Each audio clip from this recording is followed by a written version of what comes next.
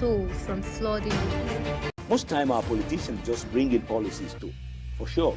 Incidentally, we have several more stories. The legislature was carefully crafted to 22.2% inflation rates as of April this year. What does that say about where we are as a country? I think Nigeria has resorted to being resilient. Before you call a police station, before they even leave, they'll take permission from I don't think there's really anything on ground to improve. the struggle, the ASU strike. You have done your work and put us to the wall. We are not the slaves. I'm not a small boy. You should have given me the report. I have not seen the report.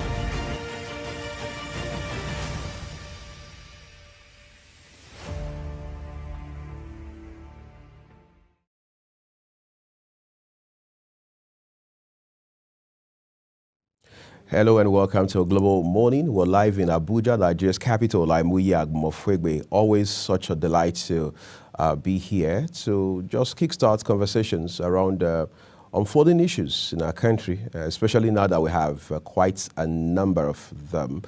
It's a great Tuesday morning, second weekday of, well, of course, work day of the week, but then it's also the second day of an indefinite nationwide strike that started yesterday. As it stands today, Nigerians are not very sure what the dimension is in terms of the impact of this industrial action. But what they do know is yesterday, if it presented anything at all, has shown clearly that a lot has been paralyzed, especially as it has to do with critical services and even, as it were, access to public infrastructure across this country, from west to south, from east to north.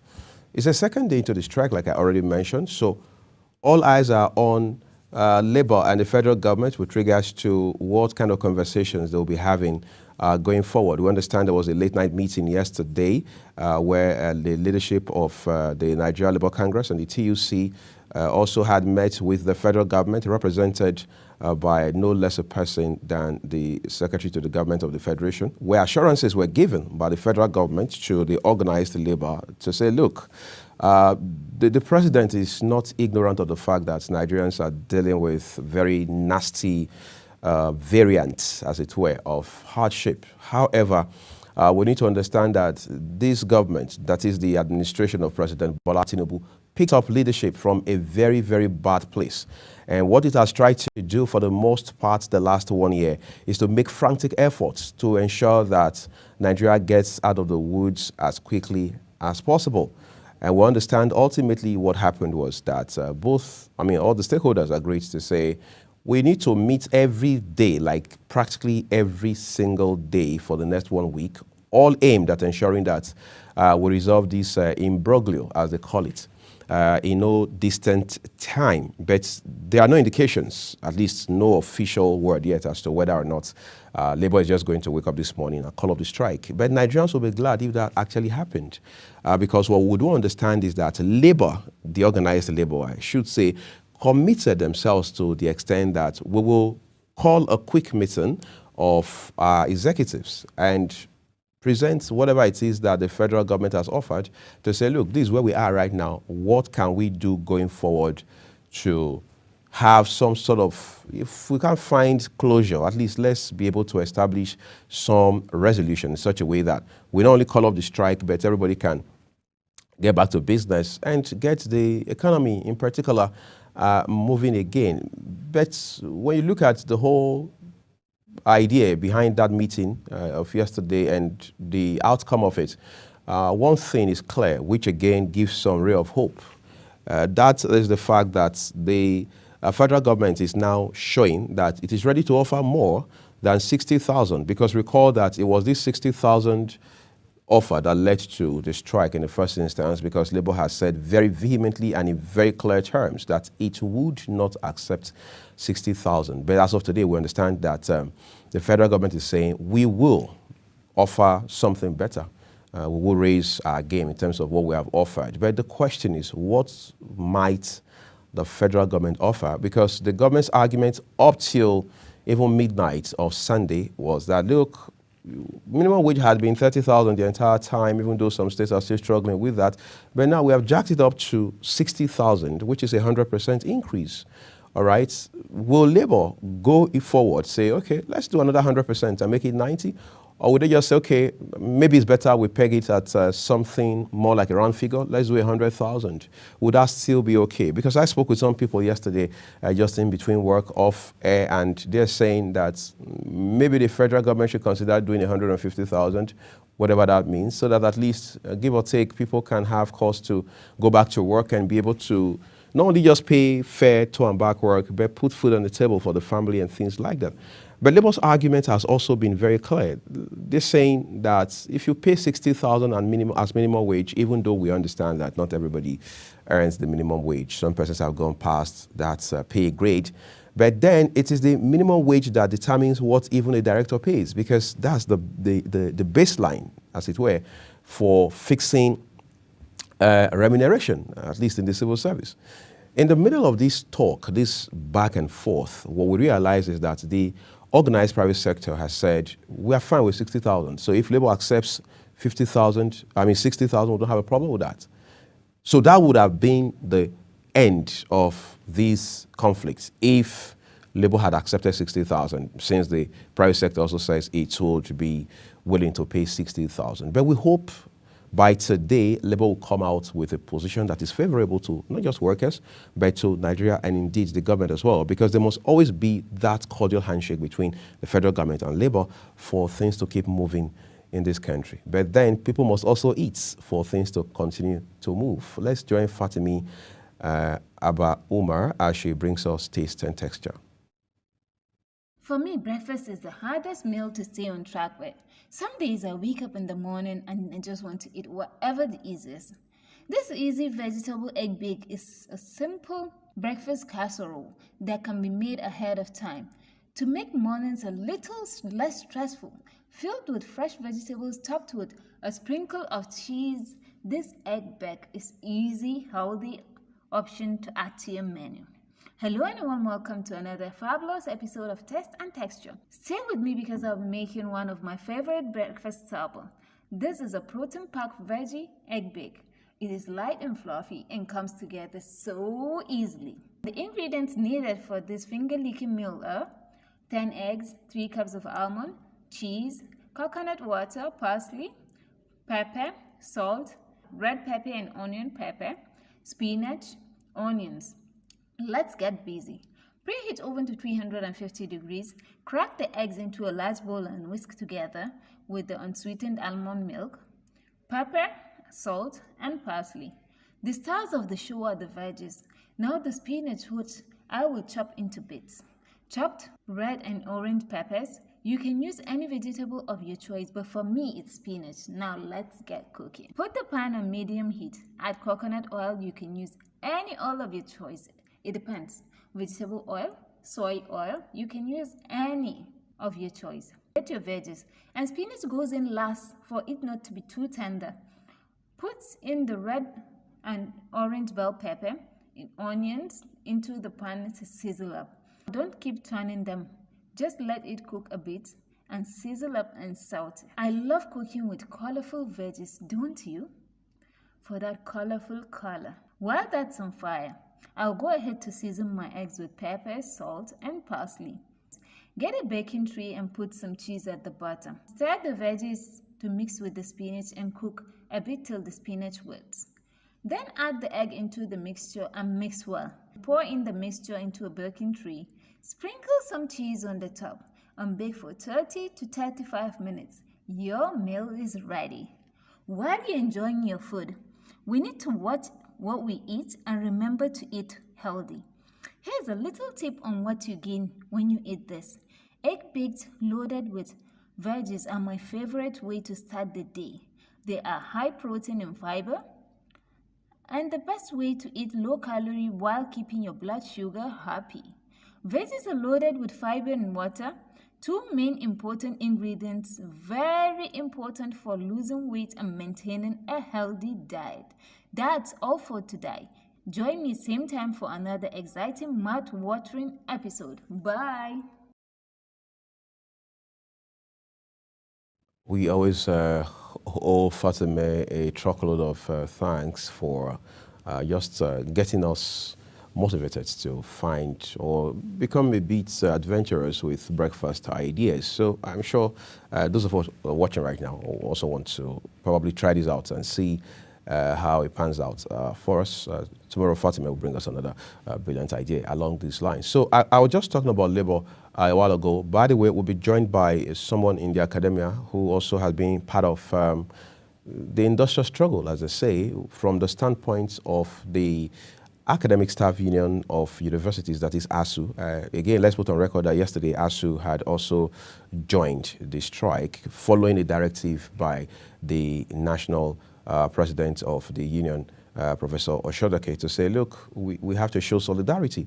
And we saw several other unions or affiliates of the organized labor join the strike yesterday. And for those who were out at all for whatever reason or activity, you would realize that not only were airports shut down altogether, of course, before that, passengers who had even embarked, who had been on board, asked to disembark. We saw even the secretariat, the federal secretariat in Abuja shut down, and we saw that happen with the national grid that had even been shut down much earlier in the morning. So for 24 hours, there has been a countrywide shutdown of electricity supply in Nigeria. That's what the implication is. So it shows to you that if we do not make a quick move to ensure that this issue is resolved, and then we're going to have a lot on our plate to deal with in the weeks and months ahead, and we hope the government will quickly take a look at that and ensure that Nigeria is not plunged any further into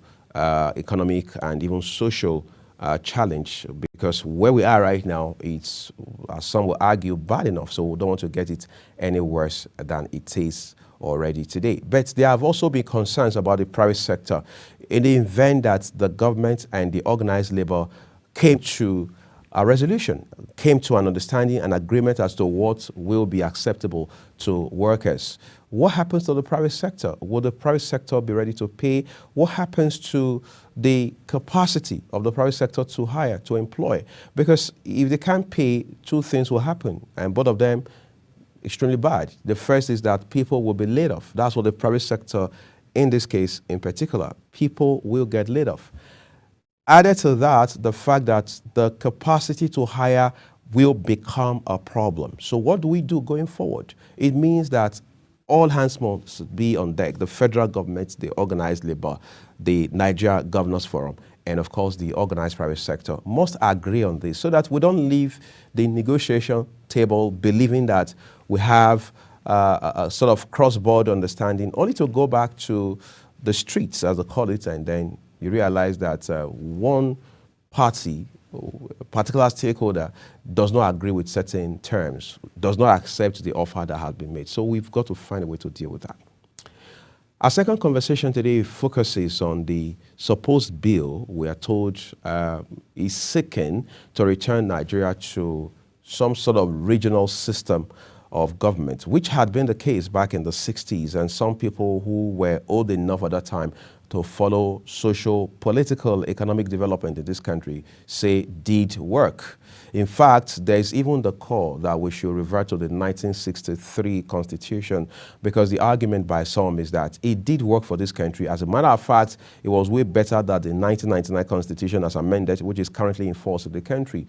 But for people not old enough, they may not understand exactly what that says. Part of the import of this position is that back in the day, in the 60s, even into the 70s, you had a regional kind of system that ensured that every region became very competitive. So there was, in business, as they say, competitive edge, regional competitive edge, in such a way that you had a region that was strong in groundnut, for example. They brought their groundnuts to the center. They brought their groundnuts to the market. You had a region that had cocoa. They brought their cocoa. You had a region that had palm oil. They brought their palm oil. You know, so you had coal from another region. They brought their coal, and they said it did work. So if it did work, or if it worked at least better than what we currently have, the question is, why did we ditch it? Because they say you don't ditch a winning team. So was that us getting on the wrong foot about governance, about leadership in this country? We have to find out.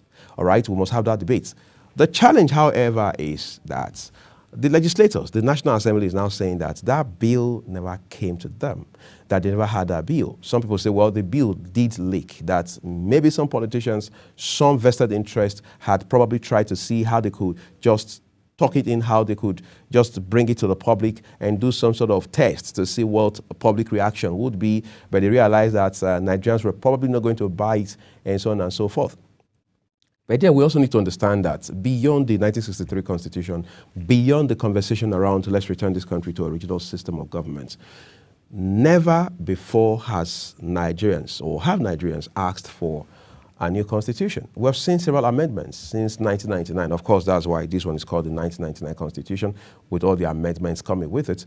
But I've spoken with lawyers on and off TV who say that we have had perhaps, just perhaps, more than enough amendments, that what we need now is a brand new constitution, people-oriented, backed by the people, developed to serve the people top to bottom, end to end. But do we have the courage to do that? Because we understand there's a standing committee on constitutional review at both chambers of the National Assembly. So if we have that already established, question is, who is even talking about a new constitution? We'll find out when we return after this short break. Do stay with us.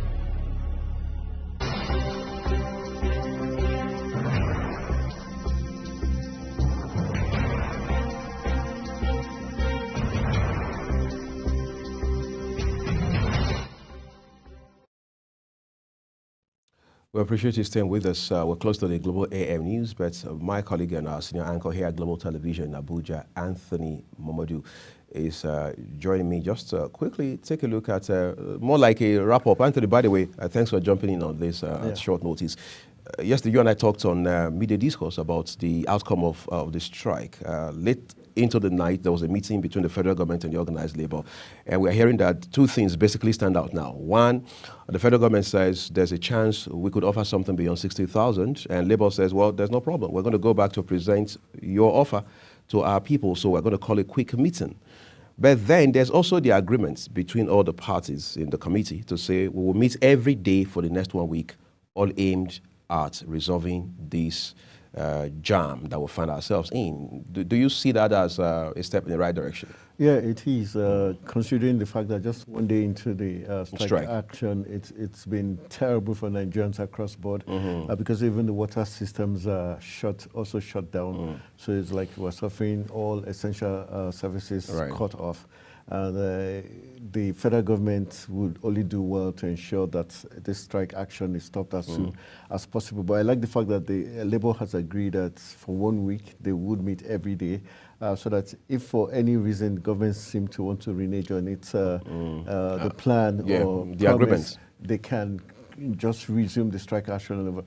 And I think it will be very key for Labour not to try to soft pedal at any point in time until their demands are met, because I think this is the best time. Like they say, they've held the federal government at the jugular. So at this time, this is the best time they can make government do the needful, give them a better living wage, and also ensure that not just the NLC is satisfied, but even the education sector, the health sector, that all their demands are met, if not 100%, but at least 80%. So we can start from there, because the government has shown that they're a government that doesn't listen. They pretend to care for the people, and they don't really care until strike actions are called upon. That's when they seem to want to negotiate.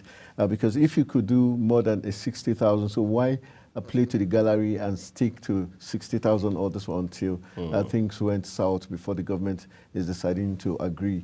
And it's very insensitive of the government to put Nigerians through this challenge before trying to rescue the situation. But I would urge the Labour to, as a matter of for national interest, ensure that every single of their prayers are met before they call off the strike action. You see, that's very interesting. There's the belief that Labour was right the whole time when they say strike is the only language government understands. Isn't that what late night meeting from yesterday shows to us? And aside just the strike, it shows that's what's irresponsible, so to say. Those words, irresponsible, not in any negative form, but in the form that you don't do the needful when you should do the needful, especially for a government.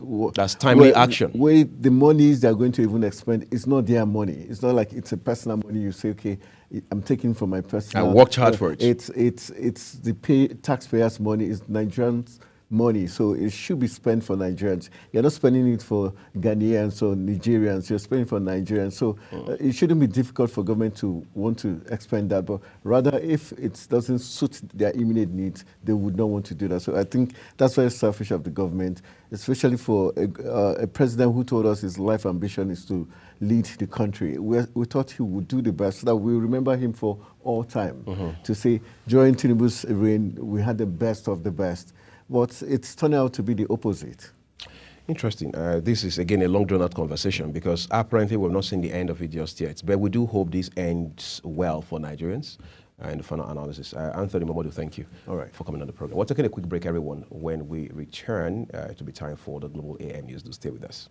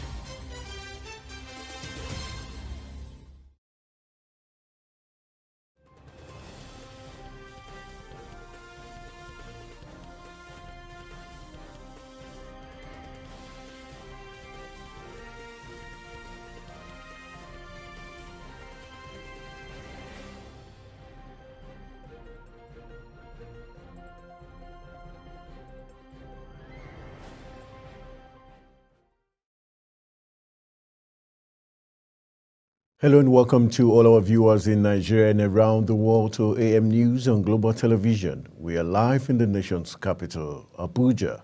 I am Anthony Momodu. Protesting workers under the aegis of the Nigerian Labour Congress and the Trade Union Congress have shut down government building at the Federal Secretariat in response to the ongoing industrial action against minimum wage. Our correspondent Edikan Michael observed that the areas were deserted as workers decided to stay back home. Solidarity forever! Solidarity forever! For the union makes us strong. Despite earlier pleas from the federal government for consideration, organized labor has withdrawn their services in a nationwide strike to push for a new national minimum wage for workers. The government have to respond to the call of the workers because I'm a Christian. The Bible confirmed that even the animal you use to produce your crop, you have to feed it well. The workers are those who produce or who make productivity in an economy and in the country. And the workers must be taken care of. It's not fair at all because even this money that they say they are paying us cannot feed our dogs. When you go to collect food for dogs, you pay exorbitantly for dogs. My salary cannot even feed a dog in their own house. We are tired of this nonsense and the jamboree going on there. We are really tired. So now we want the government to dance to our music, to come to our aids, because people are dying. There's no justification for that 60,000. It's an insult. It's an insult to us to say 60,000 will be a minimum wage. Benson Opa, head of Information and Public Affairs NLC, said they decided to take the decision following the failure of the Tinubu-led federal government to dialogue and engage stakeholders within the organized labor to resolve the minimum wage. He did his best, but quite unfortunately, his best was not deep enough. He put literally nothing on the table. He simply asked us to go back, suspend the intending strike action, give them 8 weeks to plead with the president to see whether he will be able to add 1 or 2 naira to the 60,000 it has already offered. A member of the monitoring committee insists that the 60,000 figure is unsatisfactory by labor representative. Offering us 60,000 naira is something that we see as highly insensitive, highly unreasonable with respect to the current high cost of living in the country.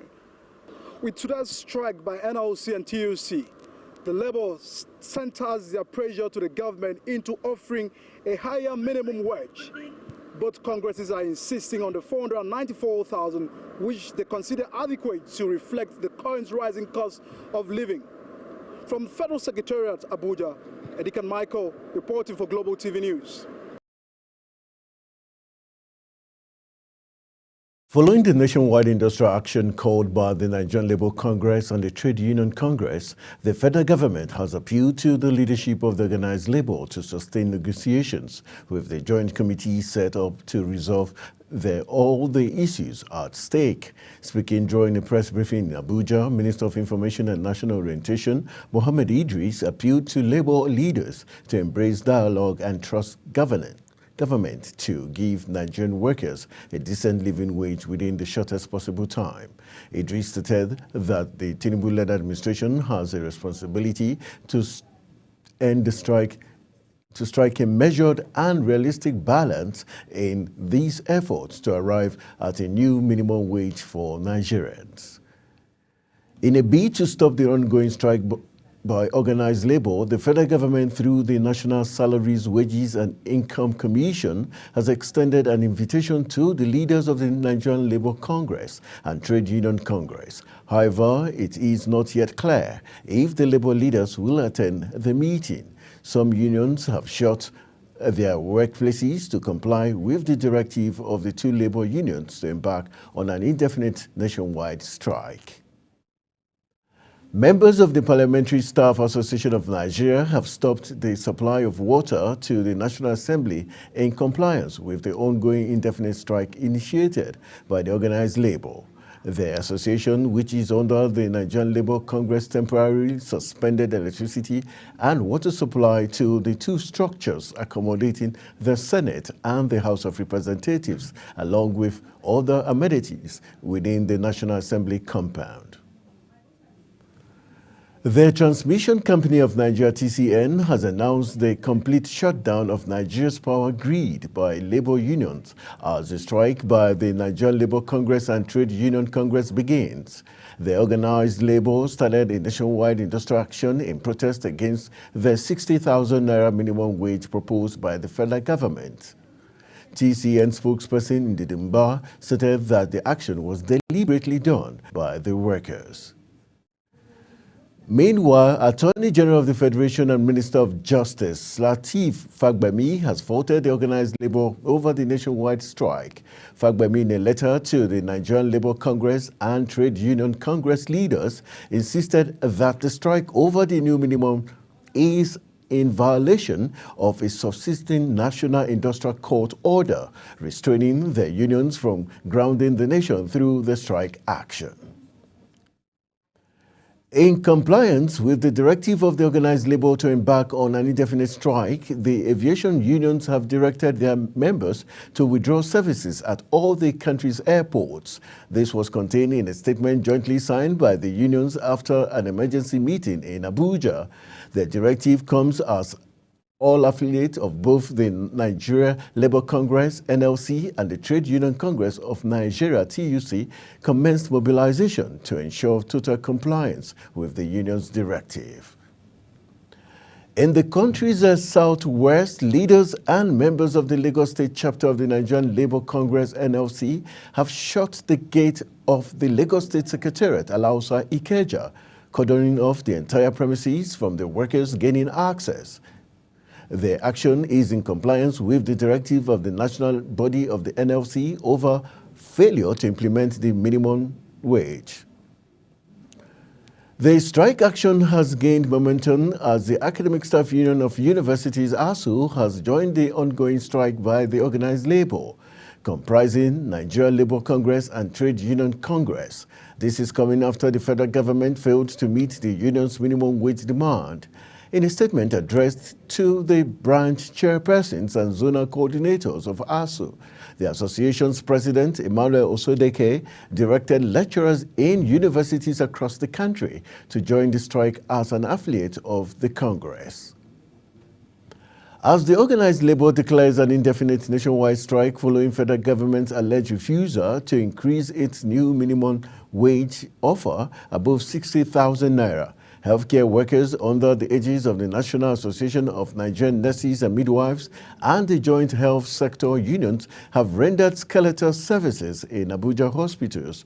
The president of the Nigerian Labour Congress, Joe Ajero, announced that the strike followed failed negotiations between government and organized labor and its refusal to reverse the withdrawal of the power sector subsidy and increase in electricity tariff. The head of Nigerian National Office West African Examination Council, Amos Dagot, has appealed for an exemption from the strike embarked upon by the organized labor to enable the council to conduct the ongoing West African Senior School Certificate examinations without disruptions. The ongoing certificate examination had commenced on April 30th and will end June 24th, 2024.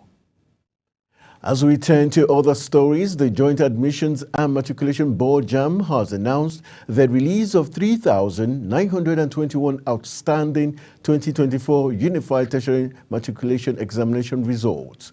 The board's spokesperson, Fabian Benjamin, stated that JAMB also announced a rescheduled examination for 24,535 candidates after it analyzed the process and conduct of previous examination in some centers where there were proofs of substantial non-compliance with its standards. You're watching AM News, coming to you live from Nigeria's capital, Abuja. We're on Star Times Channel 276. Kindly follow us on all social media platforms using our Global TV NG and other handles now showing on your screen. When AM News returns, Madrid's Vinicius Jr. has been named 2023-2024 UEFA Champions League Player of the Season. These and other stories coming right after this break. Do stay with us.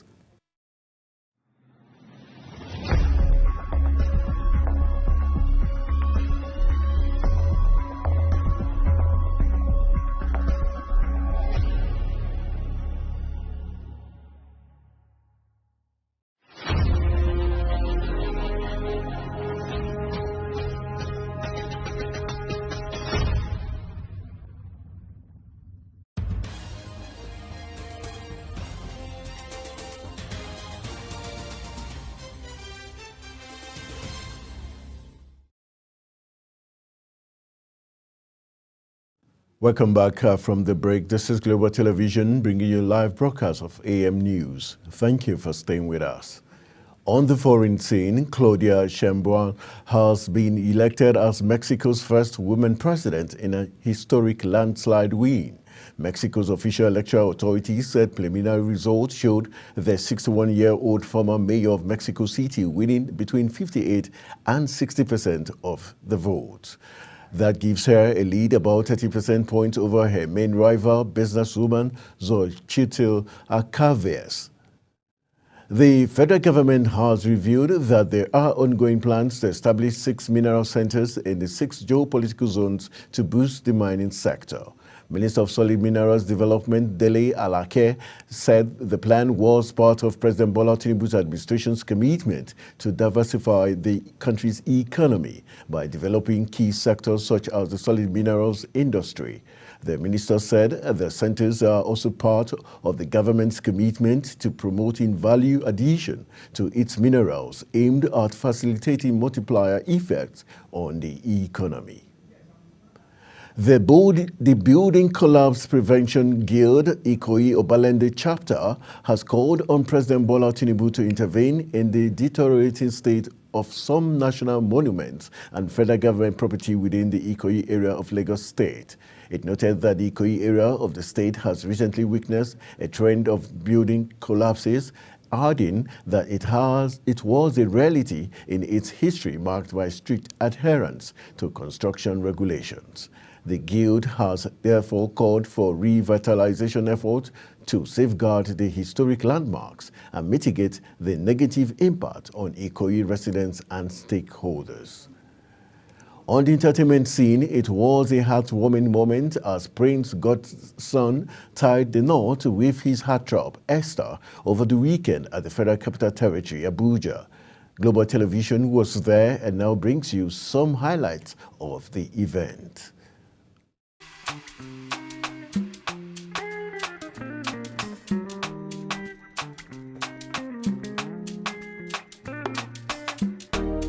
What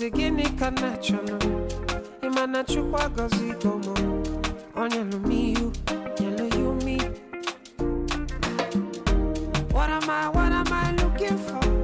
Say my God, it don't mess me up. He giving me you, giving you me.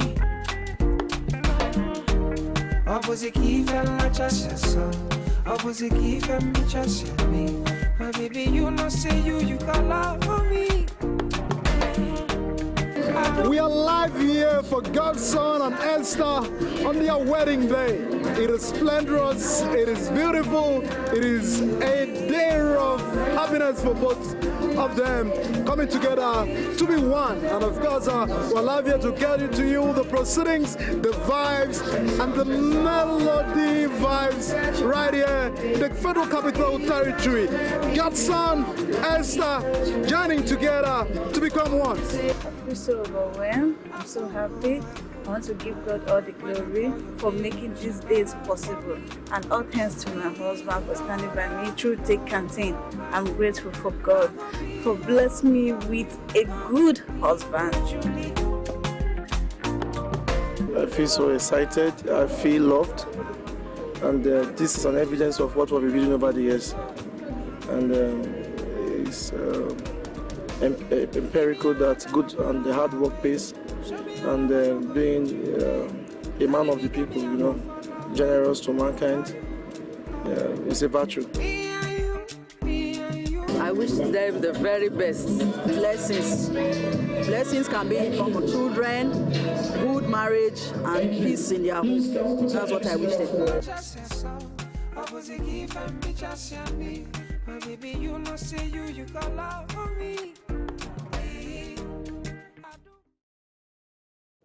All right, jumping into the exciting world of sport ahead of their crucial 2026 World Cup qualifiers against South Africa and the Squirrels of Benin Republic, Super Eagles have held their first full training session in Uyo, Akwa Ibom State capital, as more invited players arrived camp for the outing. The Super Eagles are scheduled to host the Bafana at the Godswill Akpabio International Stadium in Uyo on June 7th before traveling to Cote d'Ivoire, where they face the Squirrels of Benin Republic 3 days later. In preparations for the games, head coach Finidi George invited 23 Super Eagles stars, with the return of Maduka Okoye headlining the list of invited Super Eagles players. Former Chelsea and Manchester United boss Jose Mourinho has been unveiled as the new manager of Turkish Super League team Fenerbahce. Following days of strong indications that Mourinho was to take charge, the Istanbul club said in a post on X that the Portuguese manager was to attend a ceremony at the Sukru Sarakoglu ground.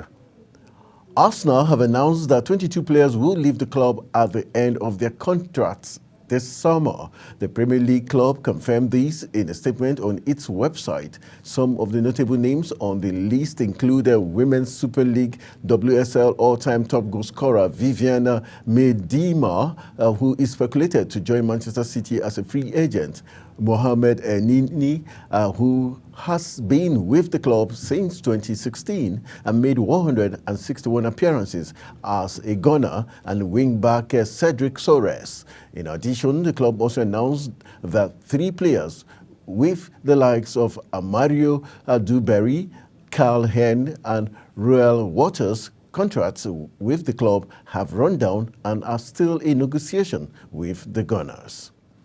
Real Madrid forward Vinicius Junior have been named the UEFA Champions League Player of the Season in the 2023-2024 campaign.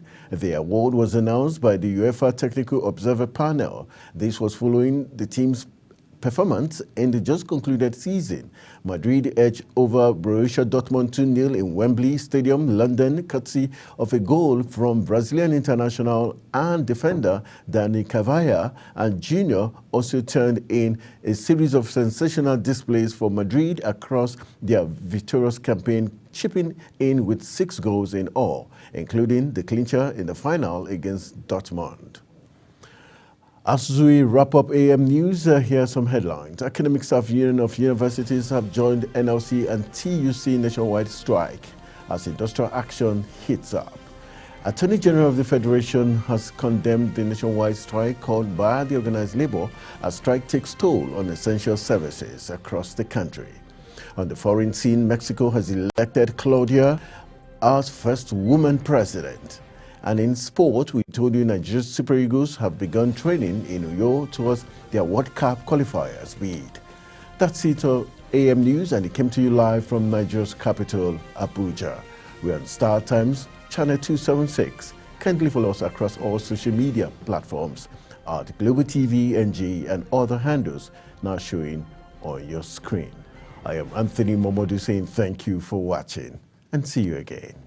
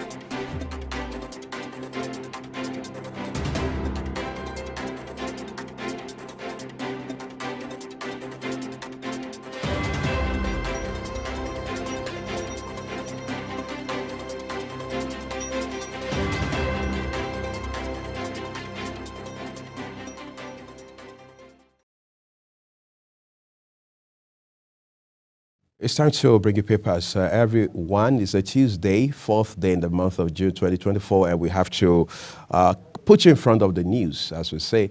Then we turn to the papers. First of all, we begin with Daily Sun newspaper. Quite an interesting front page it has this morning, but let's focus on the headlines. Top right corner of the Daily Sun this morning says bad loans, poor due diligence cost Heritage Bank its license. That's quite instructive. Says bad loans, poor due diligence cost Heritage Bank its license. Then there's a writer here that says NDIC begins liquidation process to pay depositors maximum of 5 million naira each. Again, that's a concern. What about depositors who had lodged something in excess of 5 million? What happens? Well, they say NDIC will begin liquidation process and then pay depositors maximum of 5 million naira. By the way, just to mention, my colleague Kikeloma Okere on Business Point this morning will be focusing on this conversation with an expert who has a handle on the dynamics around the evolution of Nigeria's banking sector. Some persons have said, look, this issue is about corporate governance. Others say, well, this issue has to do with even regulatory elements, and they blame that squarely on the leadership of the Central Bank of Nigeria, because they say, what did other CBN governors do before now? What did they do with banks that had similar issues as those of Heritage Bank? Did they not bail them out? Did they not give them the needed support that was critical at that time? Why haven't we done that with, or why didn't you do that with Heritage Bank? But you see, they say he who wears the shoe knows where it pinches. Besides, I'm not sure many Nigerians even have the slightest idea what the size of this shoe in particular is. But we're not talking about shoes. We're talking about Heritage Bank. Okay. But then we have one more headline from Daily Sun newspaper this morning. FG Labour decide new minimum wage in a week, and we hope the critical stakeholders in this committee will stick to that and give Nigeria not just a minimum wage, but a decent living wage with all the elements considered and integrated. Okay, incidentally, the Daily Sun doesn't have much of headlines this morning. Therefore, we turn to the Daily Trust, because we do this on a daily. All right, let's look at the Daily Trust for you, which has just one headline, and it's quite a big one. All right, it says minimum wage, labor strike grounds activities nationwide. Of course, my colleague Anthony Momodu and I did a bit of a wrap-up on that just a while ago before the Global Morning AM News, how that the strike has taken its toll already, just 24 hours into it. Okay, but we leave that there because this strike, for whatever it's worth, is a long drawn-out conversation. It's not just an issue between the government and the organized labor. It's a Nigerian problem. Until we see it from that standpoint, we may just as well stay up all night trying to fix this issue. The Leadership newspaper is our next port of call this morning. Leadership newspaper says minimum wage labor begins nationwide strike. Okay. Well, of course, the nationwide strike started yesterday, and we're still keeping an eye out here on Global Television to see what the impact is, and of course, what has happened so far on the ground. We'll keep you posted with developments today. Revenue generation, FG miles cuts in agencies' collection fees to 1%. Cardoso advocates stronger budget processes for transparency. Okay, Nigerian in darkness, airports others shut down as labor cripples economic activities. All right, these are some of the headlines coming up from the New Telegraph. Nigeria in darkness, airports others shut down as labor cripples economic activities. Let's look at the right end of let's see what paper that is. New Telegraph, yes. It says challenges facing judiciary eroding public confidence. That's Yusuf, governor of Kano State, there talking. Nigerian army pulls out 16 generals. What for? Why? Well, you can find details on page 26 of the New Telegraph newspaper this morning. Emirate crisis. Emir Sanusi's case stalled as labor strike grounds courts activities. Okay, Dubai, visa face-off resolved UAE to lift ban on Nigerians soon. Minister, we heard that sometime last year. This is 6 months into another year. What exactly does it mean? What point is the federal government making? Well, you can find out on page 2 of today's issue of the New Telegraph newspaper. CBN revokes Heritage Bank's license. Of course, that came through yesterday. Peanut products, lower allergy risk in kids. That's some study saying that. You can read it up for yourself so you are enlightened on page 27 of the New Telegraph today. Okay, let's bring you a bit of sports this morning, even though I know for sure that Anthony Mamadou will be live on Talking Sports or Talk Sports, all right, at 10 o'clock West African time this morning. Okay, Sporting Sun is next. It says the big one here, Labour strike grounds Super Eagles from Uyo camp. The rider reads training cancelled, Jamokachi missing. Miss Cuttle South Africa Wednesday's arrival, and that's just tomorrow. Vinicius Jr. wins UCL Player of Season Award. Global TV brought you that story yesterday, by the way. Real Madrid confirms Mbappe's signing. Okay, so he stays in Europe, apparently. What's more, France drops Mbappe Griezmann from Olympic team list. Maresca confirmed as new Chelsea head coach. And then we have several headlines from today's Sporting Sun. UEFA clears Man City Girona for Champions League. Al Nassr ready to offer 90 to 100 million euros for Casemiro. All right, what more do we have? Man City to tie De Bruyne down to a new deal. Chelsea willing to pay more than $100 million for Dembele. I'll bring eyes to Turkish football at Fenerbahce, Mourinho, of course, the same Mourinho that came from Chelsea all the way to Manchester United.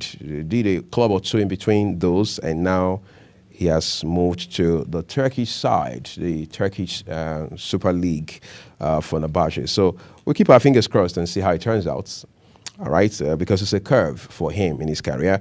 Mike Tyson, Jake Paul bout officially postponed over Iron Mike's medical scare. Of course. All right. Let's take a quick break, everyone, in the middle of newspaper review. We have a couple more papers to go for you. We're back shortly to bring you the rest of it. Do stay with us.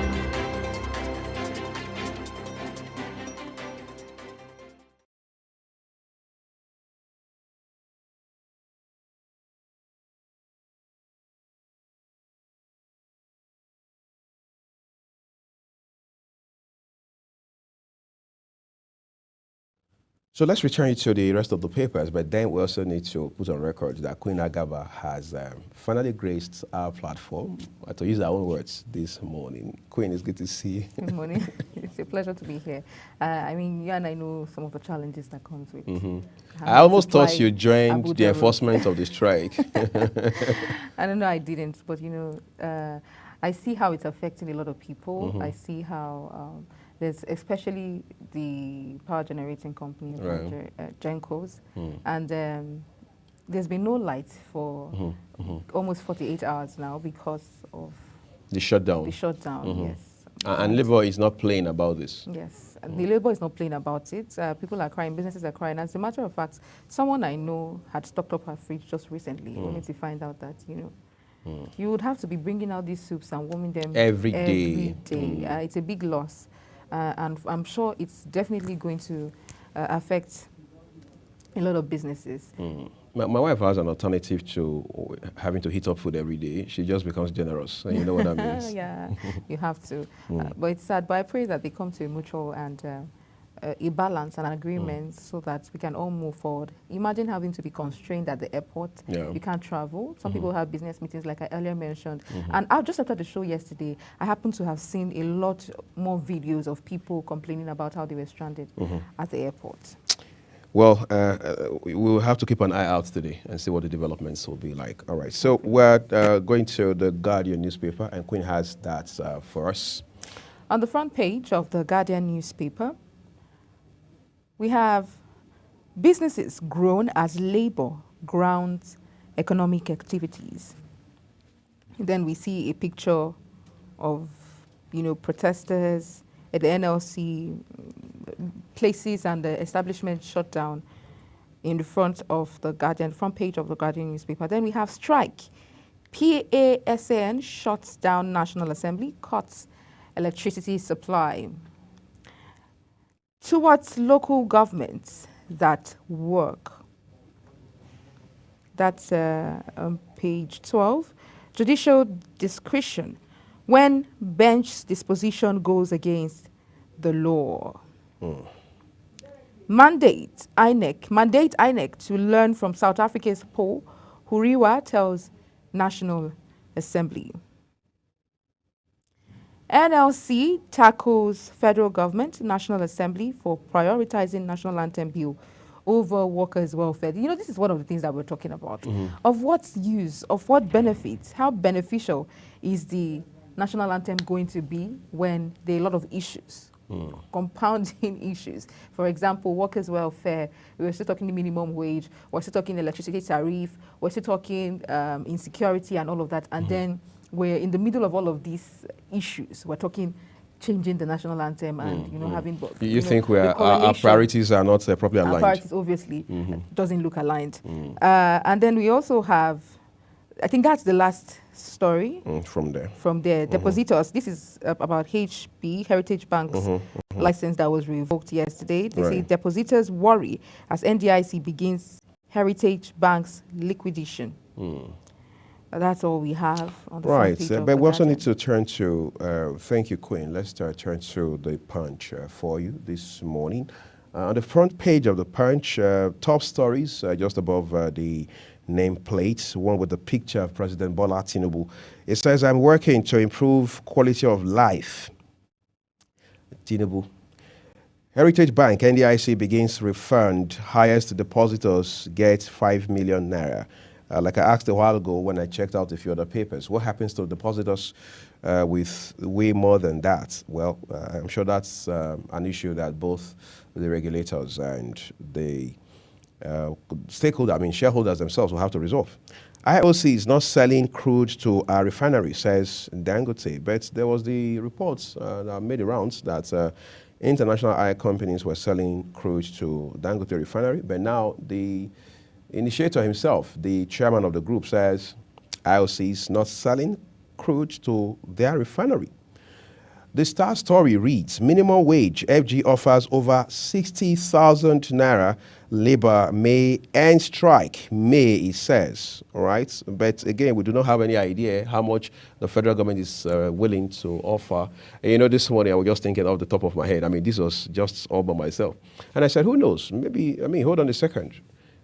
Fuel price was increased by around 250%. Maybe Labour the federal government also wants to consider a 250% increase on the minimum wage that had been 30,000 the whole time. But it's not something you want to speculate about. That was just me thinking to myself in my own house.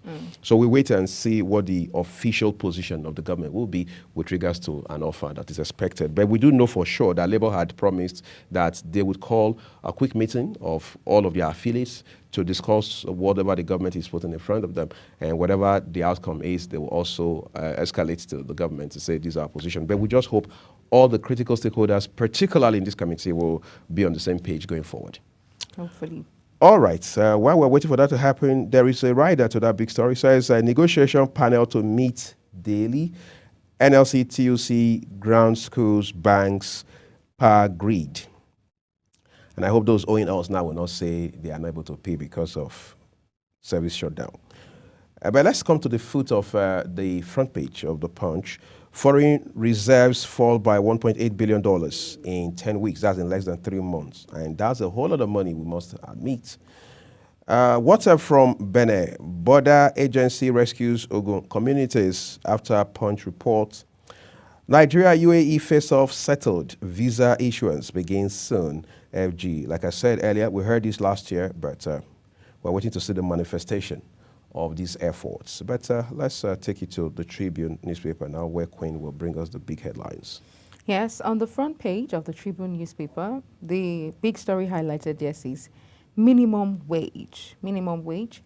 Total shuts down as NLC, TUC begin strike. And then we also have the riders saying government secretariats, businesses, hospitals, airports, seaports, power supply affected. Shelf strike now. Comply with legal procedures. Police tell Labour. Call of strike. Return to roundtable. Federal government appeals to Labour. Don't be tired of negotiations. Sultan appeals to workers.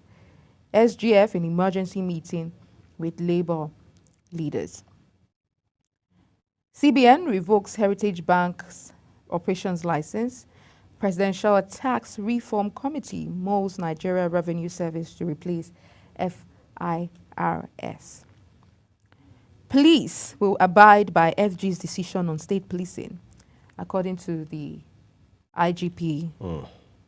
Tragedy at Force headquarters as DCP dies in office. Army hands over 8 rescued students to Kogi government. That's all that we have on the front page of the Nigerian Tribune. Yes, Our next point of call will be the Vanguard news. Okay, the Vanguard, interestingly, also has quite a number of the same stories that we brought you from the previous papers, all right? But let's start with the big one. Labour shouts Nigeria as wage talks resume today. That headline is accompanied by several what you call riders here, but then details are with you on page 5 of the Vanguard newspaper. All right, above the nameplates, NAMA MD wants reversal of 50% IGR deduction in interest of safety. Presidential Committee canvasses 1% revenue costs of collection. That's talking about the Committee on Tax Reforms, all right, led by Mr. Taiwo. Okay, government reforms shouldn't push Nigerians into poverty, Jero, but then that's where the challenge is, trying to strike a balance between reforms and ensuring people don't get plunged into poverty unnecessarily, which is what we're trying to address at this point. But then there's a big one, again, about the HB, that's the Heritage Bank, where we revoked Heritage Bank's license, CBN. They actually put out that statement yesterday, and I'm sure by now anybody who's interested in that story already have the facts as far as the CBN, which is the regulator, is concerned. But there's so much to talk about today regarding that issue, but that will be on Business Point with Kika Loma Okere at 11. Nigerian time. Okay, and we'll have next the Business Day newspaper, where we get to follow the money for you. On the front page of the Business Day newspaper, not many stories as usual. Just the big story: Labour grounds greed, ports, banks in blow to economy. Hajj subsidy, luxury SUVs poisoned negotiations, according to Peter's site. And then we have the story of Heritage Bank customers. Says Heritage Bank customers worry about deposits as NDIC steps in. See, over 2,000 bankers enter job market as lender goes down. And that's all. We also have, lastly, here on the Business Day. Okay, we have quite a number of stories. Oando swings for 75 billion naira after tax. Kimberly Clark, 5 others exit Nigeria in 10 months. Indirect taxes double to 1.4 trillion naira in boost to government revenues. Oil production at risk as, labor enforces strike. Well, that's all we have on the front page of the Business Day newspaper. I'm particularly worried and concerned about the fact that for whatever cause or good reason, that Heritage Bank license was revoked. But the fate of those who have been employed by virtue of working with Heritage Bank, what happens to them? What happens to them after now? And not only that, a lot of people are going to lose their jobs. They're going to be back in the labor market, searching for jobs. Just thinking, somebody jokingly asked one time, where's the venue of that labor market? It's out there where we're looking for, we're trying to find food on our table. So they're back to the labor market, and stakeholders in Heritage Bank, customers, like the papers say, are worried. What is our fate? What's going to happen moving forward, seeing that this has happened? And I'm sure a lot of people are trying as much as they can to withdraw all that they have with Heritage Bank and take it to other banks. Quite sad. While we're working towards ensuring that some things are done rightly, definitely it's going to affect. There are going to be downsides to it, like losses, job losses, and the fate of customers and all that when it comes to banks. But I want to show that a system has been put in place to ensure that there's a smooth transition or smooth flow for both customers, stakeholders, and those who have shares in these banks. Queen, your concern is not only palpable and relatable, it's also very valid.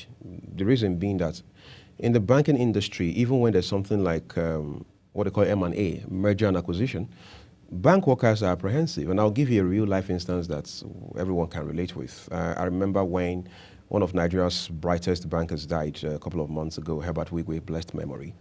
His PA gave tributes at one of the events marking the funeral, and he said quite a number of sterling things about his former boss.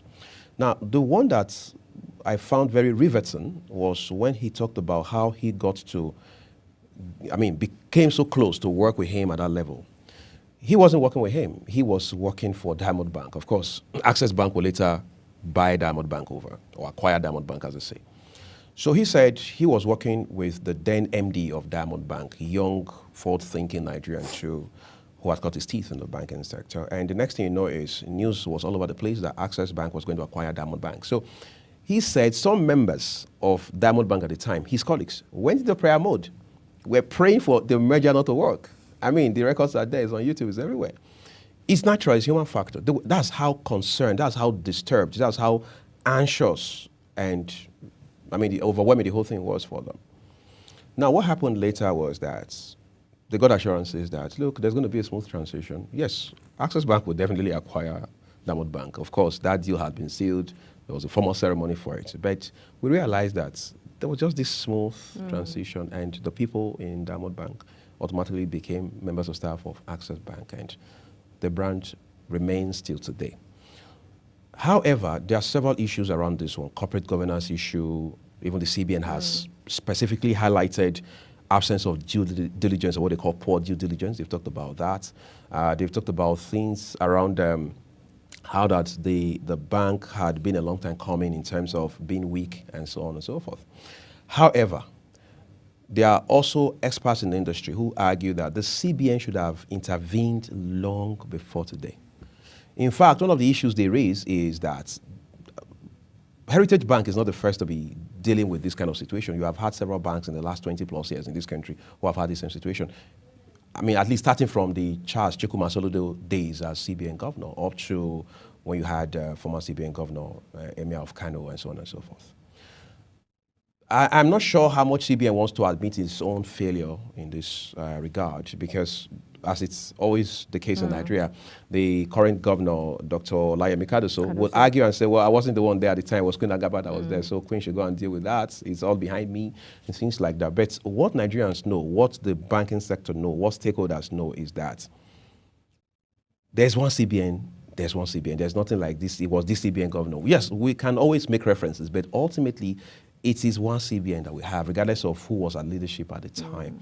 It's painful, it's sad. Now, NDIC, Nigerian Deposit Insurance Corporation, that insures banks and depositors' monies, now says we are going to begin immediate processing of refund to depositors. However, the cap is 5 million. But Queen, I don't think we want to have this conversation. It's long drawn out. Certainly not today. Maybe on business points. So our next point of call, you will be bringing the Daily Independent, and that's the last one for this segment. All right. So we begin with the big story first. Everyone says Labour cuts power, shuts courts, airports, ministries, schools. 3 riders accompanied that story. One actually in red ink. I don't know what that means. Indigenous airline operators lament loss of over 1 billion naira in less than 24 hours. Excuse me. Labour leaders chase workers away from offices, duty posts. FG Labour reach agreements on minimum wage. Page 29 is where you find details of all the details of that story. Above the nameplates, we have 2 headlines. We will abide by FG's decision on state police. IGP, the rider here, says, asks NLC TUC to shelve illegal strike. NLC accuses FG of intimidation over national grid shutdown. On the left end of the Daily Independent, Khan urges dialogue compromise to resolve ongoing strike. The rider reads, laments economic impacts of action on vulnerable citizens on page 7. Rivers crisis, tempests over, now it's time for quality projects delivery. Fubara, as they say in Pidgin Parlance, now where they pay person, they put for fire. We're talking about national strike. The governor of Rivers State is telling you that tempest for him is over. It's time for delivering quality projects. He's concerned about his home state because he was elected to provide leadership for the good people of Rivers State. But of course, the strike also impacts Rivers State, no less. LP CISLAC, LP, the Labour Party. CISLAC asked FG Labour to dialogue in Nigerians' interests. In fairness to the parties or the stakeholders, we're very sure that's what they've started already. I mean, the dialogue process, even into late night yesterday. NMA assures on continued service amid Labour's strike. That was on page 6. Okay, let's see what's more here.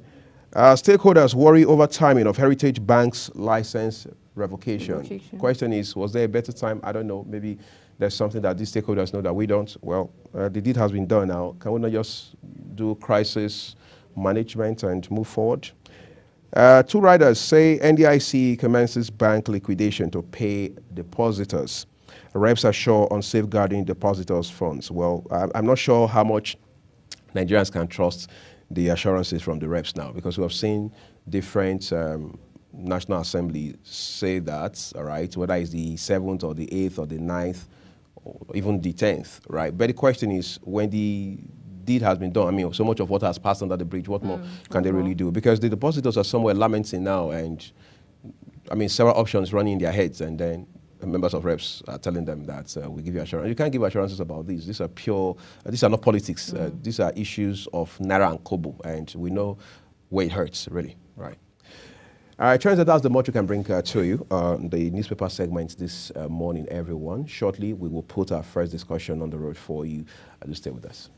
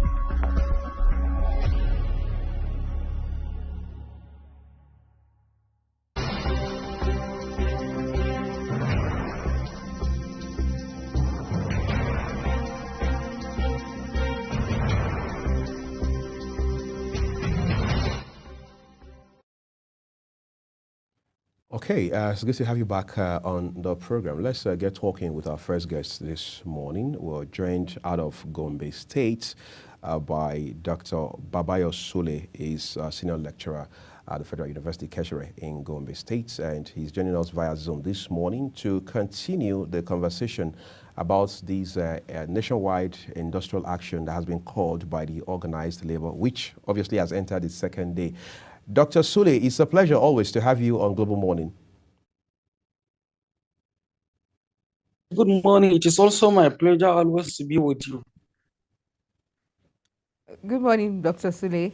Good morning. How are you? Good morning. I see that you are affected by the power grid cut off as well. Talking about the strike. Yes, of course. Of course, even though we here in the Northeast, particularly in Gombe, Adama and Taraba, we are almost 2 months now in almost total darkness because of the vandalization of some electricity to it is all and already abnormalized normal to us. It's interesting. Of course, Queen Agaba, my colleague, the one you asked after the other weekend you were here, is also with me on the show this morning. Yeah. She will be asking a few questions. But Dr. Sule, let's get talking about this issue. You are in Nigeria like everyone else. I'm sure you saw the impact of the strike just in less than 24 hours. Last night, the committee, of course, Labour and the federal government held yet another meeting as part of the ongoing dialogue, and some certain resolutions have been reached. Help us to make sense of this development. Thank you very much. To begin with, in my own view, I think even the strike is unnecessary. The policy makers or the government should not allow the negotiation with labor to break down to the extent of embarking on an industrial action. I think that's volumes of carelessness and inability to always have a sense of bargain. To begin, first of all, we need to know that this minimum wage is a law. It's a law that after every 5 years there is going to be a review. And that review is going to be what we call CBA. That is the act of collective bargaining.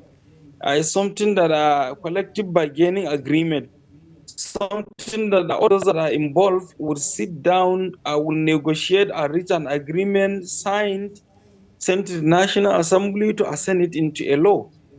But unfortunately, it seems like the Nigerian government has adopted recently a kind of a staunch position of always giving what they call take it or leave it approach, which is not act of a collective bargaining agreement. It's against the principles of negotiation. It's against freedom.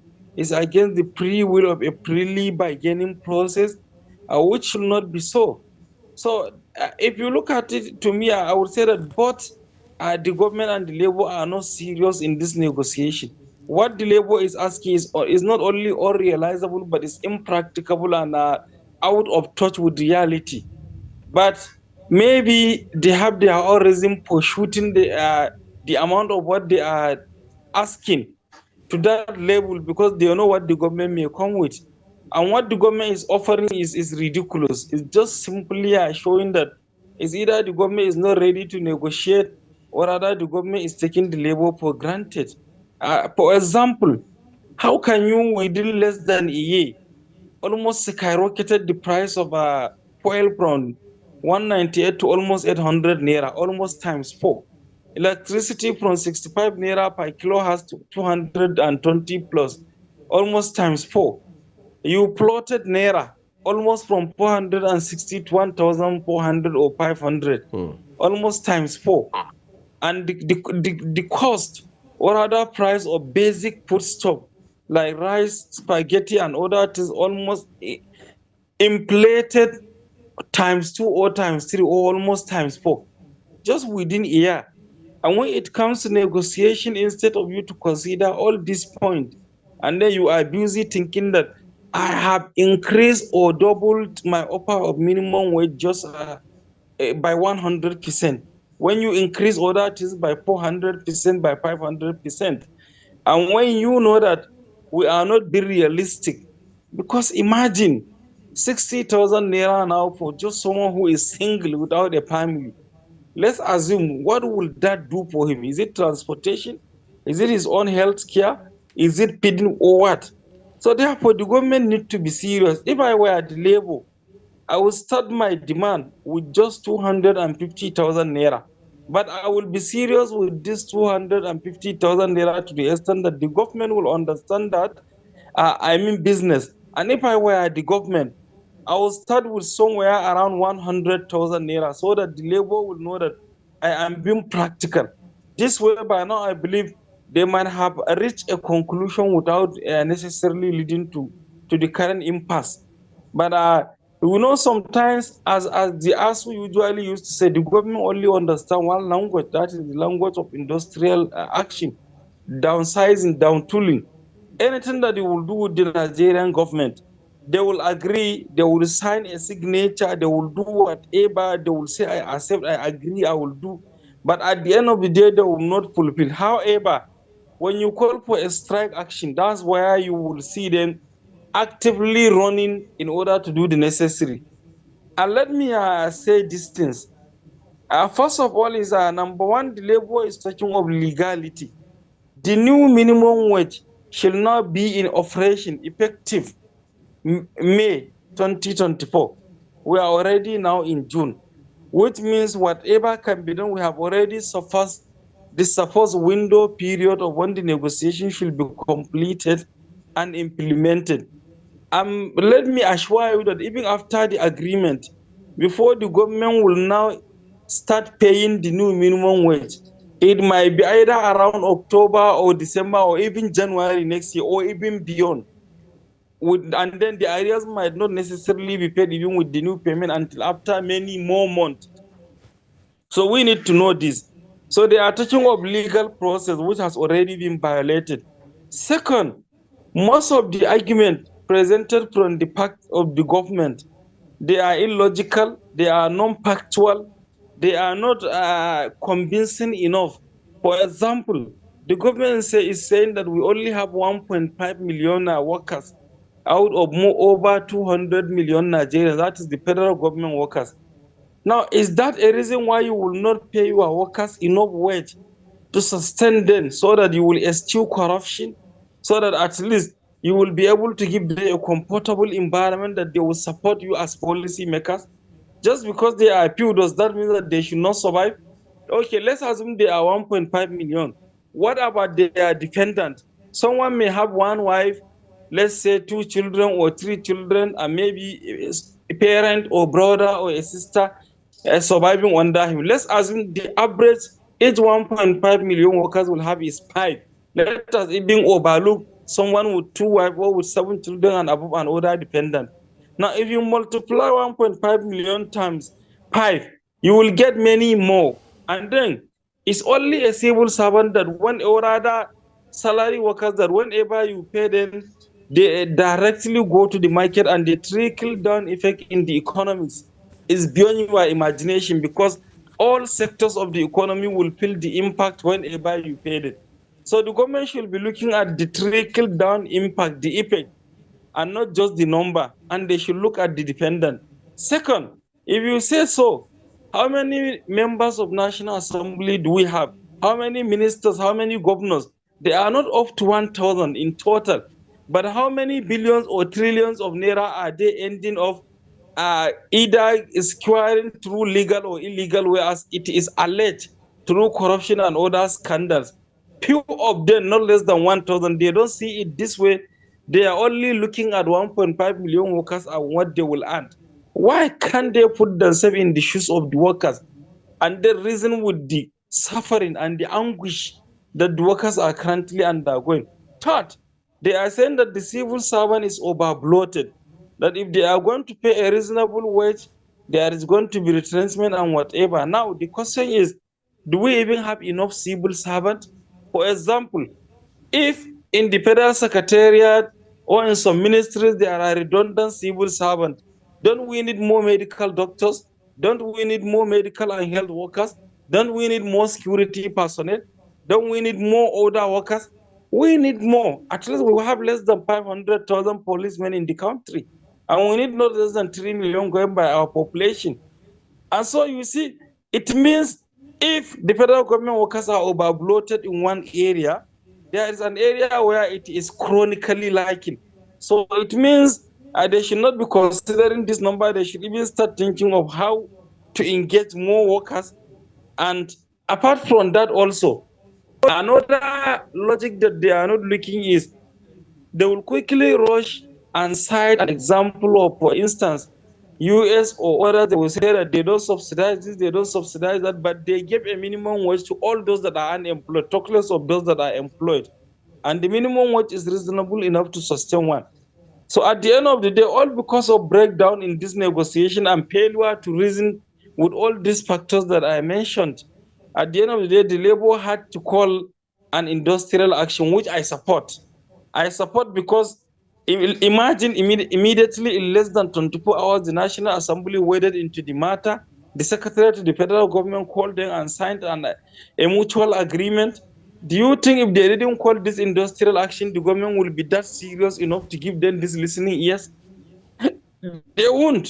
So therefore, I support. But I also believe at the same time that this strike might be called up today. I have this belief because they have already signed an agreement. The government committed itself that it will resume negotiation and it is ready to raise off the offer from 60,000.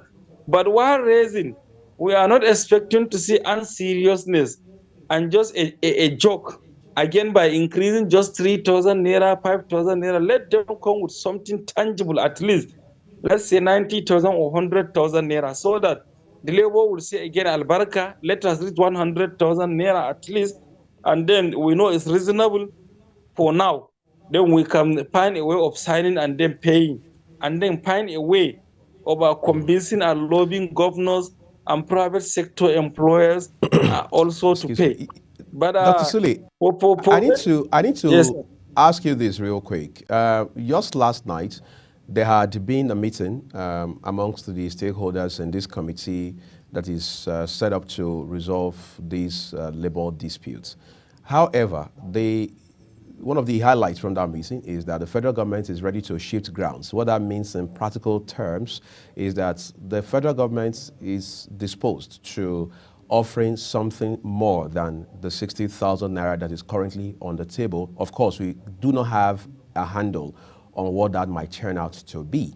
You made a point in passing a while ago. I mean, you made continuous reference to the fact that you can't increase the prices of essential items by 300 to 400%, but you are only doing 100% upward review of salaries. At this point, what do you think is realistic in terms of making an offer to labor? Because it has been established by even the Labour Party that it is not realistic for the organized labor to be demanding 494,000. So what is feasible given the circumstances under which we find ourselves?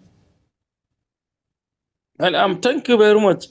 Really, based on my own understanding, Nigeria is not financially buoyant enough to pay 400 and something thousand as a minimum wage for a worker. If we are to be practical in practical terms, but at least to me, anything less than 100,000 naira should not be acceptable by the labor and area, organized labor and any other well-meaning. In fact, the government itself, I thought, will begin by making an offer of somewhere around 80 to 90,000 so that they will end up with 100,000 naira.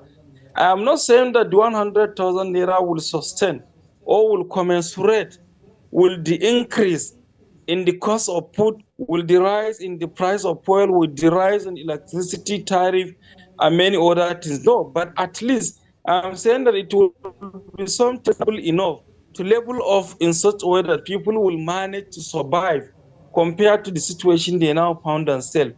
But what I'm saying is the government should not make a mistake of coming back again and say, okay, 65,000 naira, okay, 68,000 naira, or even 63,000 naira. No. If they do that, it means they are not ready to arrest the situation and then arrive at a reasonable conclusion for the negotiation. Because if you look at it this way, I think it is 100,000 naira as a minimum that will be able to sustain a worker as a federal government worker or even a state government worker, at least to be able to buy some food stuff and also cater for transportation and go to office and work. That will not even be enough, but at least it's somehow reasonable. And considering our economy, the problem is we are now operating a bad economy. Our leaders are already deceived by the so-called IMF and World Bank that you remove all subsidies. If you remove subsidies, you will now have surplus for infrastructure and other things. By the time you remove subsidy from oil, you remove subsidy from electricity, you floated Naira, or rather indirectly devalued Naira. That subsidy that you remove has come back through the back door. And that surplus that you are having will now be consumed by inflation. The remnant of the surplus that you have will now go in paying new minimum wage demanded by workers. At the end of the day, you inflicted hardship on all, including farmers, artisans, itinerary traders, civil servants, and everybody. But at the end of the day, you end up, the surplus that you have will now go in inflation that will now be consumed by infrastructural development and also by payment of a civil servant bill. Now you are into what we call bad economy. You are back to square A. You are deceived. So our leaders should have been thinking, should have been listening to domestic economies and not those so-called armchair economists that know nothing about our domestic economy. And even if they know, they do not mean well for the betterment of our economy. They are just after their own interest to continue to exploit us. So that is why now the government, he who pays the piper dictate the tune.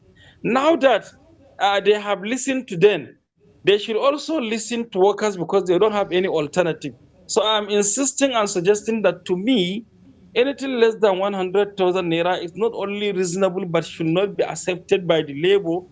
And should the government continue to play a joke, the labor should not hesitate to call back again the strike action. And this time around, if the government mess up until the labor call for another action, the labor should insist that no amount of intervention will pull them back to work until the negotiation is concluded and signed, in order to prevent this joke or hide and seek game that the government is usually known for. Thank you so much, Dr. Babayo Sule, for joining us on this conversation this morning. I was just going to ask you about, now that ASUU has joined, hope it doesn't become an issue of after we have resolved with the organized labor a week or two down the line, ASUU wakes up and says, let's cycle back to the 2009 agreement, that there are some clauses or items that the federal government has not attended to. But we don't want to be preemptive about these things. Let's leave it where it is right now. But we appreciate your time with us on Global Morning. Yeah, thank you very much. I think already, as a way of a conclusive remarks, ASUU has already been warning for almost more than 4 weeks now that, of course, as we said, the 2009 agreement is not fulfilled. Even though, as I said, the Tinubu government made some extensive effort just in order to present an amicable means of resolution. They paid 4 months with 10 salaries. They reconstituted the governing council.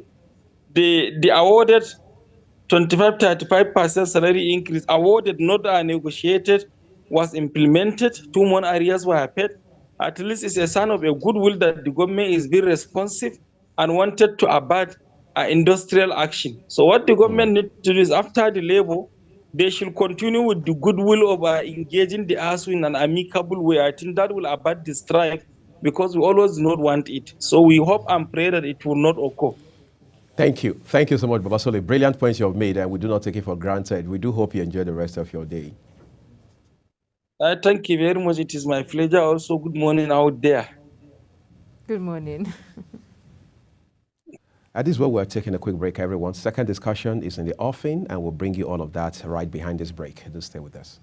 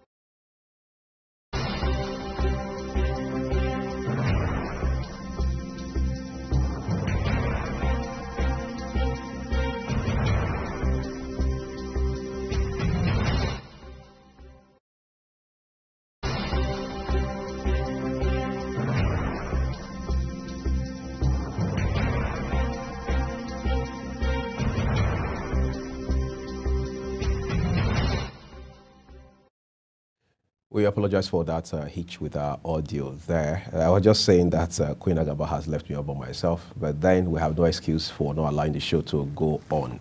This is our second conversation on Global Morning. Today, we're looking at the call by some people for Nigeria to return to the days of regional system of government. It's a complicated conversation, quite frankly, because you have the constitutional angle to it, you have the political element in it, and they have the social factors around it. So it's quite a composite discussion to have. The good thing is I'm joined by James Ugochukwu. He's an election expert, also a public affairs analyst. James, thank you for coming on the program. Good morning. Thank you for having me here. Yeah, you know, every time we talk about election, we're talking about the process. We're talking about how people emerge, whether within political parties or in the election proper and so on and so forth. But this morning, I'd like us to focus our attention on the system where they are expected to provide that leadership. Nigeria has been experimenting with democracy uninterrupted since 1999. And people say, well, we are still very young. Give Nigeria some time to breathe and so on and so forth. But while we are doing that, others say, look, democracy is not an African thing. Leave it to Americans and the West generally. We should do something more homegrown, something more indigenous. Do you think regional system of government is what it is? Well, you know, Nigeria was colonized by Britain, and of course the British, they practiced parliamentary system. That's right. Then we were colonized by British, and of course we adopted American system, yes. So if you look at the whole mix of the whole thing now, we have not actually taken our time to come up with our homegrown democracy, as I've said, because these are foreign things that work for two different people. British have been practicing theirs for donkey years. Same thing with America, and it's working for them. Now, for us to, you know, be colonized by British and borrowing something from America shows that we are not ready to actually move in our own trajectory. Because if we took our time to come up with our homegrown style of democracy, it will help us a lot. And of course, in some states, they do practice it, and it's what we call a rotational system. The way Nigeria is configured now, it has not been working in terms of power sharing. You know, what we have in Nigeria is winners take it all. You know, when somebody is in power, the person gets absolute power. The person can afford to appoint only his tribal people, like the way Buhari did during his administration. People cried out the way he was only appointing people to of his own ethnic extraction, ethnic extraction, and all that to his own this thing. Right. Same thing, they are even accusing the present government and all that. So when we have such system in place, I think the best thing that works is this rotational system. Rotational in the sense that if it's a case of now winner takes it all, then let it be rotational, so that when it's you wait for your turn. When it's your turn, you take everything on. Because we've not demonstrated that we have that liberality of Americans or British. Because in Britain, for instance, the British Prime Minister now is an Indian. It cannot happen in Nigeria. Raised in Africa. It was even raised in Africa, so it cannot happen in Nigeria. This is a Nigerian that if a man is from a different state, let's say even a neighboring states, in the same region, you can't even hold elective or appointive position in that state. There's very few governors that are appointing people from different states. Some governors that are liberal to a large extent. So that system of leadership that we see in Britain, we are still very far from it. Same thing with America. We had an Obama, you know, somebody of African descent become a president of America. The most powerful country in the world. Powerful country in the world. So we are yet to mature to that level. So now maybe it's something that our children will practice in the future, but now we should work with the one that works with us, which work for us, which is rotational presidency. We have Nigeria largely divided into north and south.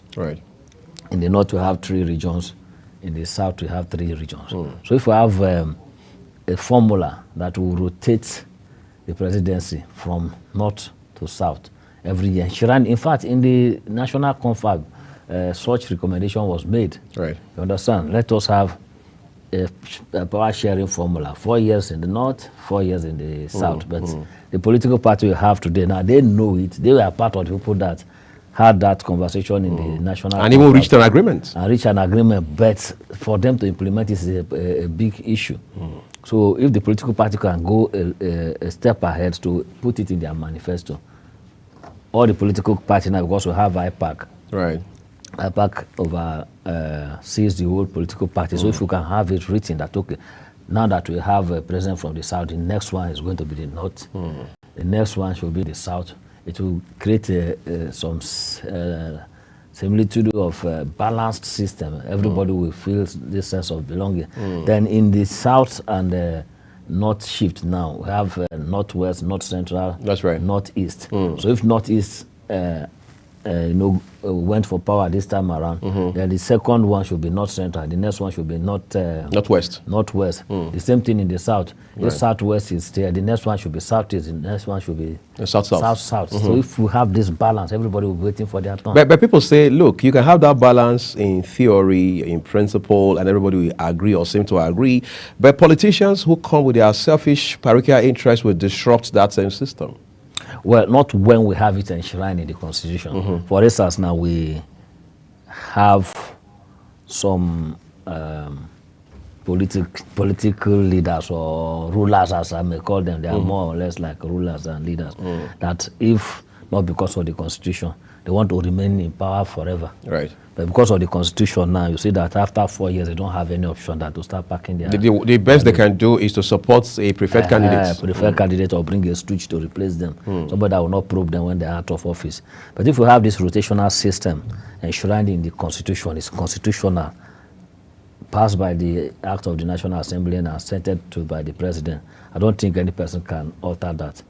But the politician or the political class or some of them that don't really mean well for Nigeria will see this kind of provision and they will be, jettisoning it for something that is bringing more problem for us as we have in Nigeria now. Because every political era now wastes so much money trying to campaign, try to pick somebody from one thing. Right. In fact, in Nigeria, we waste an average of almost 2 years trying to pick a leader. And then we'll still get it wrong. And we'll still get it anyway. That is relative. At the end of the day, you still see people complaining that they've not gotten what they want. So it's high time we should look back and pick what is homegrown for us and practice it. And that is why you see some people are already saying that, okay, since we went back to our old national anthem, can we still go back to our old regional system? In fact, they are even saying on top of all that, James, that we should also consider very seriously going back to the 1963 Constitution. I've seen people complain about this current Constitution, 1999 as amended. Lawyers, non-lawyers are like, they complain about it. I've seen Senator Adeyeye stand on the floor of the Senate, I mean, in my lifetime, under my very nose, hold a copy of the Constitution and complain. And he says, look, this Constitution as it is right now cannot give us progress. This Constitution as it is cannot give us freedom, can't give us peace, can't give us anything. In other words, he's saying we need a new Constitution. Others say, look, Nigeria doesn't have the balls to come up with a new Constitution that will be more people-oriented. In the midst of all that, they're saying, let's revert to our 1963 Constitution. Where do you stand? Well, I think I want to disagree that Nigeria doesn't have the ball to come up with a new constitution. Because the question we're asking is since 1999 up till now, we've been on the constitution amendment process. So if you can be seeing certain clauses in the constitution... Is that right, Derek? People say, look, jettison this torn, old, worn-out fabric, get something new, rather than trying to amend and yeah, that's the point. Stitch. That's the point I'm getting at. If you know how to stitch, you should be able to know how to cut and sew a new one. So it's not a difficult thing for us to do. Yes, the 1999 Constitution cannot be people's constitution because it was given to us by the military, right? And the military gave it to us then because there's no National Assembly as of then, and there's no democratic system in place as of then. More fiat. So it was by military fiat. And even if you look at it, the people that still developed that constitution are not military men. It's still civilian consultants, legal expert. So they actually consulted for the military? They consulted for the military. And the only thing I disagree with that constitution is, or my own observation about that is, was quickly put together. It was quickly put together, and subject to the brainwave of the people that put it together. So it wasn't subject to rigors of constitutional amendment. Broad consultation. Thank you. Rigors of consultation. Had it been something that was subjected to serious consultation, people would not be complaining. Right. Now, for instance, now I participated in constitutional amendment process over time since 2019 now. And of course, what the National Assembly do is that they call for memorandum, just as they are doing now. That memorandum is a sort of consultation from wider audience. Then after that, they will still take it down to the constituency for people to make input. Right. So now the point I'm making now is that instead of stitching the constitution, why can't we, just for sake of, let's say we are looking for people-centered constitution, just listen this one entirely and come up with a very new one that at the end of the day nobody will come and say this is not people's constitution. So because the fund, the budget we are putting for the constitutional amendments year in year since 2019, now we are still on it, can also be used to start a new process of developing a constitution. Why I won't support going back to 1963 constitution is that the reality of 1963 and now are no longer the same. So it's just like the old national anthem now. Why would we revert to old national anthem when we can say, okay, what is wrong with this new nation, the one we are singing now?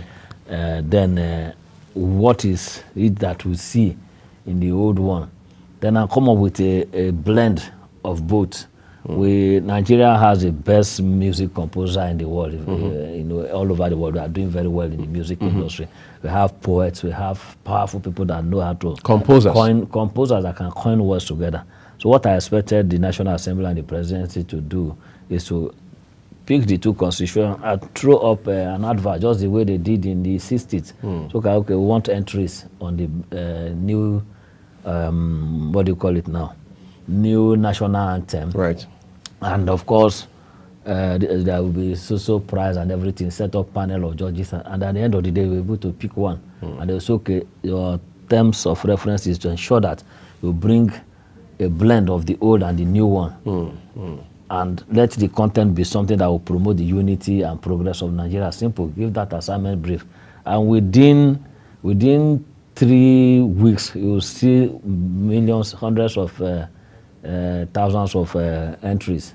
That's what they should have done. So the same thing in this constitution now. If you say we should go back to 1963 constitution, the reality of 1963 and now. This is like about 6 decades down the line. Exactly. So we should be looking at a new constitution that attends to the reality of Nigeria. Today. Exactly. So 1963 constitution gave provision for regional government. A new constitution can also give provision for regional government, but with the current reality of the time enshrined in it.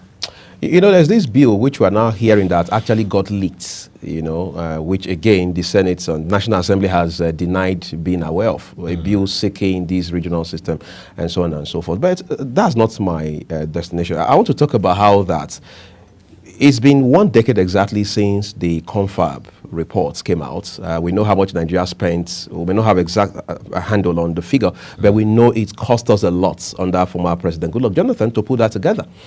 As a matter of fact, they even had to extend for another 1 month after the initial 90 days that they had agreed. It cost us a lot of money. And people thought that report would be a game changer for this country, politically, economically, socially, and otherwise. But till today, all we hear is that it's gathering dust somewhere in Aso Rock Villa. However, just this year, a few months ago, the president woke up and he told Nigerians we have to go back to the Oronsaye reports. Do you share the sentiment that the report of the Confab of 2014 can bring about drastic turnaround for Nigeria? Of course, if you look at the report of that, the Confab is another widely consulted exercise. Different people from the both traditional religious leaders, regional leaders, civil society. You know, it was a mix of potpourri of best brain in Nigeria that came up with that. So to having used people's time to that extent, and you think the best thing to do is to keep the report to be gathering dot is just being unfair to the people, and of course unfair to the Nigerian people. So that report and every content of the whole exercise is still something we can put to use today. So now, since we have a president that looks backward to pick solution, I think we should be looking at picking that confab report, because it's rich. In fact, this old national anthem now, part of the recommendation is that we should revert back to the old national anthem. So I don't know if that was what inspired the president to say, let's go back. Let's go back to that. So there's a lot of that provision of the report, such as restructuring, you understand, such as this power sharing formula now that I've told you and all that. So there are beautiful provisions and recommendations of that report that can be implemented by the present administration. And of course, we all agreed when that confab was going on. So we should also agree with the recommendation. Goodluck Jonathan didn't implement it because he maybe got himself busy with 2015 election. 2015 election, because had it been implemented, it won't be where we are now. That Oronsaye report now has been left gathering dust for a long time now, and of course this government said, okay, let us go back to that. So I don't know the level of implementation of Oronsaye report now, but the level of it is that we are talking about it. Well, I hope it's not going to just end up like that of Buhari now, because Buhari also issued directive that we should revert back to the Oronsaye report. So Tinubu asking us to go back to Oronsaye report is not enough. Should be able to implement it to the letter. Just the way we did this national anthem now, that the people are made to start rehearsing, reciting it and practicing it. In fact, yesterday my kids came back from school and they said, see the national anthem, they say they should be reciting and everything. I said, okay, well, that is government. You need to do what they ask you to do. So that's it. So if you say we are going to implement anything, the government should see with the enforcement. So 2014 confab recommendation is very, very okay for Nigeria to move forward in terms of resetting the country to a new path. And if government wants to invoke it, they should ensure that this is carried to the letter and not just lip service. What I understand, James, is that from all of these conversations we're having about 1963 Constitution, let's go back to regional system of government, Oronsaye reports, confab of 2014 report, is all geared towards the conversation around restructuring. What is your idea of restructuring, given Nigeria as a case? Well, my idea of restructuring is going back to that pre-1966 era, because the 1966 coup is what altered the regional arrangement of Nigeria. The founding fathers of Nigeria, in their own wisdom, recognized that, okay, yes, this is a country, but this is a country made up of different regions with different capacity, with different cultures and all that. The problem we're having in this country now is what the military imposed on us, trying to, bring every region into one unitary rule. And trying to do that now has caused a lot of conflict, has caused a lot of mistrust. But you see, the regional system that we are practicing, then every region is developing at their own pace. And they have the central government that they report to. So the center then was weak and the region was much more powerful. So the idea of restructuring to me now is like, we have the 6 geopolitical zones, for instance, now. We can get the country restructured into 6 geopolitical zones with different premier of the zone. And of course, having a president at the center. We need to weaken the center so that when people, as citizens of Nigeria, look up to their leaders, they'll be seeing their regional leader in their region. If you're in South-South, for instance, now let's say the capital of South-South is in Port Harcourt or Calabar and everything, you can quickly go to Calabar or Port Harcourt to meet your regional leader than coming to Abuja. Somebody in the Southwest, the same thing. Somebody in the Southeast, the same thing. So you bring government closer to the people? Bring government closer to the people, not this system we have now that everything is in the center. As we speak now, maybe your local government chairman is in Abuja here, when you're supposed to be in the local government attending to the people. You're even talking about states that have elected local government chairmen. Okay, elected local government, not to talk of governors and all that. All of them are permanent residents in Abuja. They only go to their offices when they have meeting or special occasions and all that. So if we do that one now, then it will make the regions to be looking at the potentials of their region, how they can harness it, and I mean for the progress of their region. There will be competition among the regions. The good thing about Nigeria is that no region is barren. Every region is blessed. One way or another. One way or the other. Every region is blessed with huge mineral and natural resources. In fact, yesterday I said I discovered a huge deposit of oil in between Lagos and Ogun State. The one in Bauchi is still there. The one they did in different places. NNPC we hear is beginning to do prospecting now in Ogun State, what you just mentioned a while ago. Exactly. So they've just discovered one. That's what I'm telling you. The Benue basin is still there. Benue Trough till Bauchi and all that. The northeast is still there with all the huge deposit of minerals. You know, as in precious minerals that you can think of, not to talk of valuable stones, not to talk of Northwest and everything, and North Central with lithium and everything. So it will help every region to focus and start exploring the potentials of their respective region, not to talk of human resources everywhere. So it will help everybody, because the way it is now is that the people in the central government in Nigeria, I even pity them. Pity me in the sense that Nigerians don't actually understand, or don't seem to understand how government works. If anything happens now, everybody put the blame on the federal government, on Tinubu and everything. Nobody's asking the state government what they are doing with the allocation they are getting from the center. The center. They come here. Okay, this is the 1st of June now. This last May, I'm sure they came and they collected the allocation. They go back to the state. Nobody's asking them what they are doing with it. Not to talk of senators representing them, House of Reps member, State House of Assembly member. Those ones are just simply sitting down, doing nothing but everybody will keep on shouting Tinubu, Tinubu, Tinubu. So by the time we, restructure the system like this, now you now know that this is your regional head. Then you now know that you can go to the person's office and of course demand for accountability of what is doing with this thing. The person will not have any opportunity now to run to Abuja and abandon everybody. Will sit with the people, face the people, and of course fix their problem. On a final note, there's the argument by some school of thought that one of, the bane of Nigeria's problem, socio-economic, is oil.